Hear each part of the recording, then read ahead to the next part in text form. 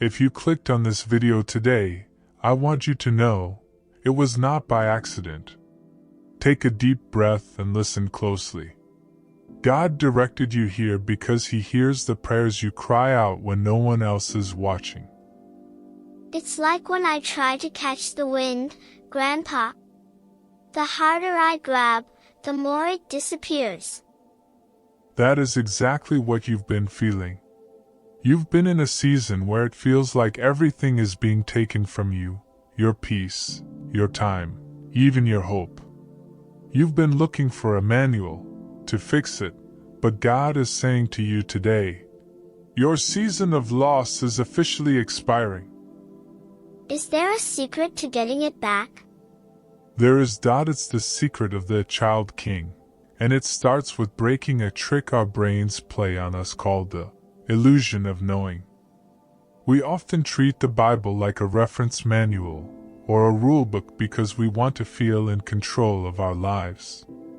We think if we know the right things, certain outcomes will follow. Like the tree in the garden? Why did God put it there if it was a no-no tree? It feels like a riddle. It is a riddle on purpose. The tree of knowing good and bad wasn't a trap, it was a choice.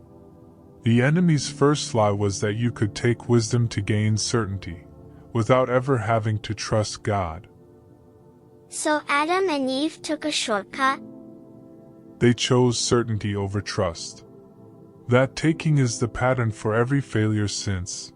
The feeling that we have to seize our breakthrough because we don't believe God will give it.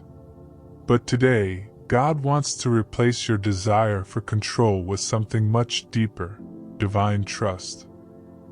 Hundreds of years later, God appears to a young King Solomon and says, "Ask for anything." I know this. He asked to be the smartest person ever. That's what most people think. But in the original Hebrew, he asks for a hearing heart to know good and bad. Wait, that's the same name as the tree. It's a biblical hyperlink. Solomon asks for the very thing Adam tried to steal. But Solomon says, "Lord, I am but a little child. I do not know how to go out or come in." He wasn't taking the fruit. He was asking God for it. Yes. And that is the prophetic word for you today. God is about to give you double for your trouble. He is replacing those who walked away with divine connections. He is saying, "I will restore the years the swarming locust has eaten." Restoration doesn't come from following a rulebook. It comes when you ask for a hearing heart and trust His presence over your plans. But Grandpa, how do I keep my heart hearing when life gets loud and scary? We practice Haggah.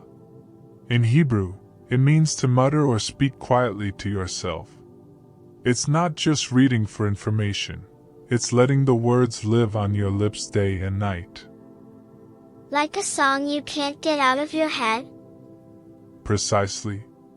When you Haggah on God's promises, the Bible stops being a book you read and starts being a window where you see God, and a mirror where you see your true self. It stocks your mental encyclopedia so that when a crisis hits, you act out of trust, not fear. If you are ready to let go of the illusion of control and receive God's restoration, I want you to type "trust" in the comments right now as an act of faith. Heavenly Father, I lift up my brother and sister watching this.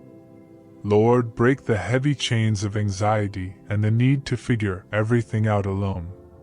Give them the heart of a child, humble and ready to listen.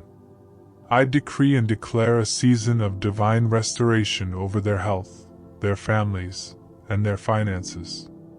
Let them sleep peacefully tonight, knowing you are fighting their battles. In the mighty name of Jesus Christ, amen. I think I'm ready to trust now. God bless you. If this word touched your heart, share it with someone who needs encouragement. Subscribe to stay connected to these daily prophetic insights. We will see you in the next word.